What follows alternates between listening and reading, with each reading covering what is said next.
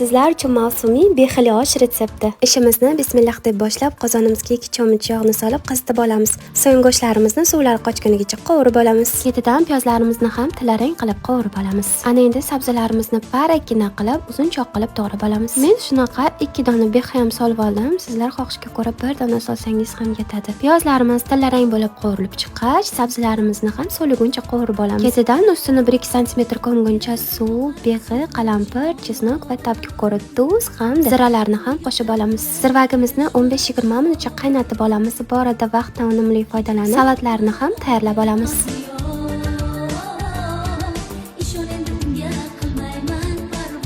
Zirvagimiz tayyor bo'lgach, guruchlarimizni ham solib qaynashga qoldiramiz. Guruchlarimizni taxminan 1 sm suv ko'mish kerak. Ana o'shanda shalpayib qolmaydi. Men mana shunaqa qozonni og'zini yopib baland olovda suvini yo'q qilib olaman. So'ng gazi tagini pasaytirib, suvi badavom tugagach, ustiga hamma narsasini terib, oshni dimlab pishirib olaman.